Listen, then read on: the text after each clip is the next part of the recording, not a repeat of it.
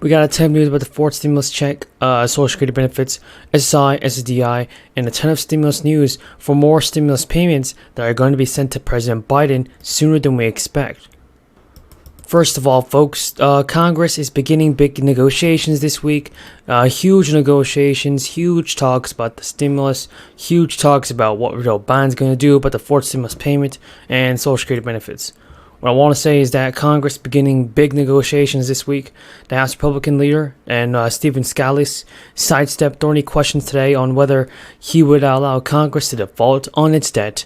This came after lawmakers adopted new rules, making it more difficult to raise federal limits, and not only this, but the U.S. is perilously close to hitting its debt ceiling of about $30 trillion, the legal limit set by Congress of how much the Fed can borrow.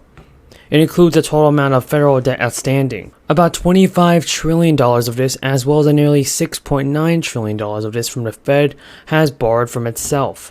If Congress doesn't do something about this, well, it's going to cause a default on the Treasury bonds, an unprecedented event that would plunge the nation into financial crisis. Even Representative Scalise said at a press conference in the Capitol building that America over time occasionally hits the debt ceiling because it's like a credit card limit. And if you're going to ask for an increase in the limit, at some point in time, you've got to sit down and say, why are we hitting the limit? Yeah, so what he's saying is that it will be much more difficult for lawmakers to raise that limit under the new Congress since just McCarthy agreed to a new rules package that requires any increases in the debt limit to be paired with spending cuts. It was one of several concessions he made to win support from a group of Republicans that had been blocking his speakership. The debt ceiling debate is already raising questions on Wall Street and citing McCarthy's hard-fought battle in 15 rounds of voting. Well, Goldman Sachs economists cite the rules changes as cause for concern whether Congress will lift the debt ceiling at all. The U.S. last raised the debt ceiling in December by $2.5 trillion.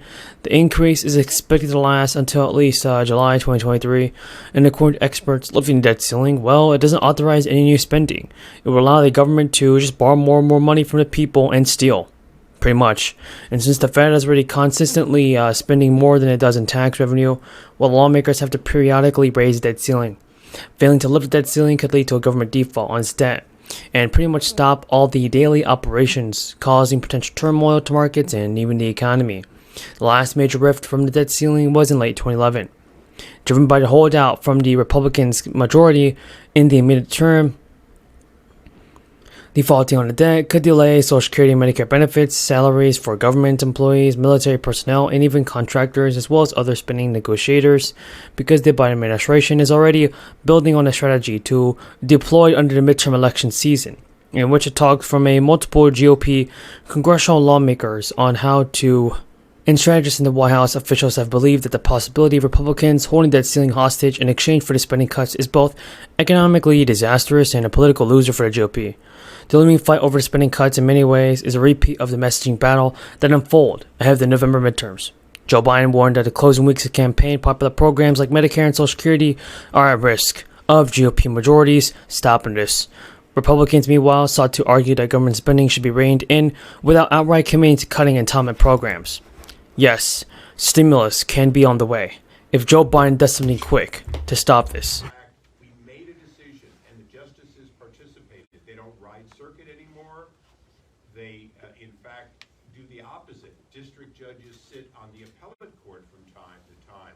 And so, as Dusty said, every justice, and for that matter, judges of all stripes, who have looked at this have said, we helped with Congress's acquiescence, create a system that works extremely well, and it's not about the Supreme Court. It's about 700 judges, not including all the other Article I judges. So when we look at the court system, I'm happy to have a discussion. And we had a bill in the last Congress that would, over time, increase by 70 judges at the district and the appellate court. That came from a conference that the Chief Justice sits on. He did not ask for more people at the Supreme Court. He did ask, and we offered on a bipartisan, bicameral basis, a change in the court where it needs to happen, and to do it over time so that no one Congress and no one president would automatically increase by 70 or 10% of the court. So the people who say they have that, as Dusty said, the problem is they don't have any technical basis for it, and they don't have any historic basis. So yes, you're absolutely right. It's changed 6 times. It's actually changed dozens and dozens of times into the system it is today, which functions very well, with the exception that they're a little bit too busy. And hundreds of thousands of families in North Carolina could get another check from the state. North Carolina is receiving about $5.7 billion from the latest stimulus package. Governor Cooper wants to use that money for another round of extra credit grants. Last year, those checks went to families with kids to help with the cost of remote learning and homeschooling. The difference this time is they're using income limits. We decided we would propose an income limit because We have a ton of news about the fourth stimulus check, Social Security benefits, SSI and SSDI. Continue watching this video because you don't want to miss out on this. There's a ton of news that we have to cover, so continue watching. Folks, more direct payments are arriving for millions of people, and it has been confirmed that states will continue to send out stimulus and tax refunds until the end of 2024. So you may be able to claim a fourth stimulus check before New Year's of 2023.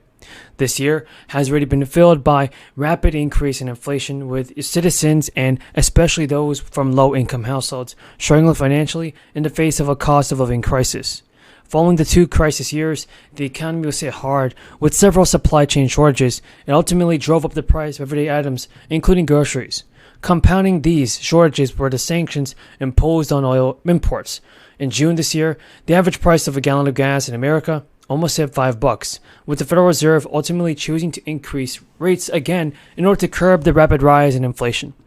Despite these measures, several residents still continue to struggle with these increased costs.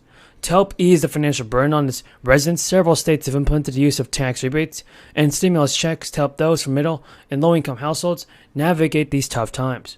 So as the year draws to a close, several states are continuing to push out more stimulus into the pockets of Americans.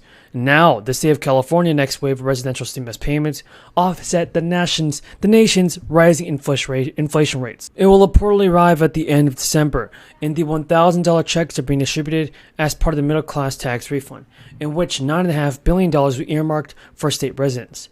Payments will arrive either through direct deposit or a prepaid debit card, and residents are being told to expect a few weeks of delivery. So the most recent middle-class tax refund payments were doled out in October, and according to reports, a large number of California residents have yet to receive the fall payments via direct deposit or prepaid cards. California's system plans on paying residents whose last name begins with letters N through V by December 31st. So, all of their outstanding payments are slated for a January delivery date, and the California residents who became eligible for the class tax refund were required to file their taxes by a deadline of October. So payments amount will vary depending on marital status and your annual income. From February to October, America's inflation rate has been 7.7%. That's a peak of 9.1% back in June. For comparison, the inflation rate was only 4% and 1% during the former president's presidency.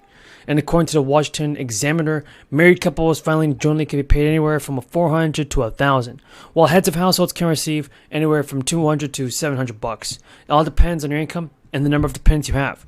Last week, news sources reported that California officials were bracing for a projected $25 billion deficit in the next fiscal year.